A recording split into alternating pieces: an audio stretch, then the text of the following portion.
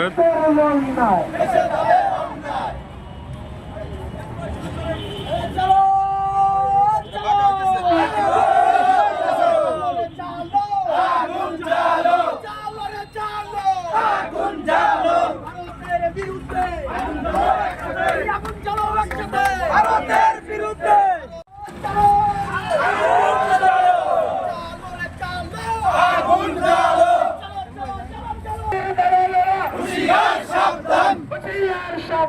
দিল্লির দালালেরা, এই দেশ আমার দেশ, বাংলাদেশ বাংলাদেশ, এই দেশ আমার দেশ।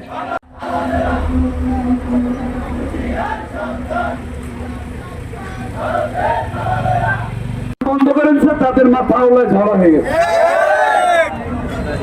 বিগত 17 বছরে ভারত যে পরিমাণ সুবিধা বাংলাদেশ থেকে নিয়েছে, 53 বছর স্বাধীনতার পয়সা আর কেউ নেয় নাই।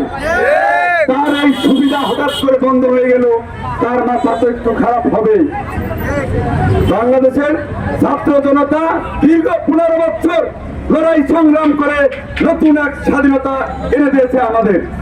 সেই স্বাধীনতা টিকিয়ে রাখতে যা করার প্রয়োজন আমরা ছাত্র জনতা তাই করব।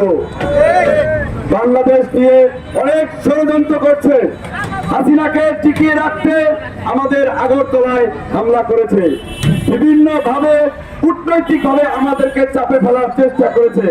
বাংলাদেশে কোন জায়গায় হিন্দুদের উপর আক্রমণ হয়েছে কেউ বলতে পারবে? কোন জায়গায় কোনো হামলা হয় নাই, অথচ প্রতিনিয়ত আওয়ামী লীগের দালালেরা বাংলাদেশে একটা বিভ্রান্তি ছড়াচ্ছে। ইন্ডিয়ার মিডিয়া সকল জায়গায় বাংলাদেশকে বিভিন্ন ধরনের উদ্ভট কথাবার্তা ছড়ানো হচ্ছে। বিশ্ব মিডিয়ায় বাংলাদেশকে কুলচা করার চেষ্টা করতেছে। আমরা গণ অধিকার পরিষদের পক্ষ থেকে স্পষ্ট ভাষা বলে দিতে চাই, বাংলাদেশের মানুষ আর ভারতের দাবিদারি মেনে নেবে না। আমাদের আজকের বিক্ষোভ মিছিলের মাধ্যমে নরেন্দ্র মোদীকে জানিয়ে দিতে চাই, এটা আওয়ামী লীগের বাংলাদেশ নয়, এটা হাসিনার বাংলাদেশ নয়, এটা তরুণদের বাংলাদেশ, এটি ছাত্র জনতার বাংলাদেশ। মোদী, তোমাকে জানিয়ে দিতে চাই, আর একটি বার যদি বাংলাদেশকে নিয়ে ফিরে গেল, আমরা প্রয়োজনে দিল্লির দিকে লং মার্চ করবো, দেখিয়ে দিব বাংলাদেশের মানুষ নতুন করে স্বাধীন করেছে, আরেকবার দিল্লি যুক্ত করে বাংলাদেশকে আরেকবার স্বাধীন করবে।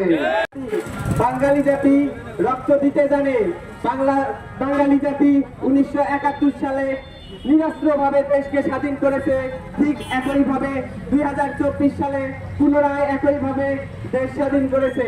আপনারা যদি বাংলাদেশ নিয়ে কোনো ছিনিমিনি করেন, বাংলাদেশকে নিয়ে যদি কোনো নতুন চক্রান্ত করেন, বাংলাদেশের জনগণ আপনাদেরকে কঠিন জবাব দিবে।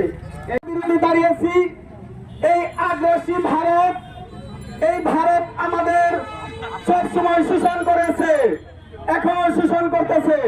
তার আজ্ঞাবহ এক শাসক বসিয়ে সে বাংলাদেশকে শোষণ করেছে, কিন্তু আমরা সেই শোষণ আর মেনে নিব না। আমরা 1971 সালে রক্ত দিয়েছি, 2024 সালে রক্ত দিয়ে দেশ স্বাধীন করেছি পুনরায়। আমরা আবারও রক্ত দিতে প্রস্তুত আছি।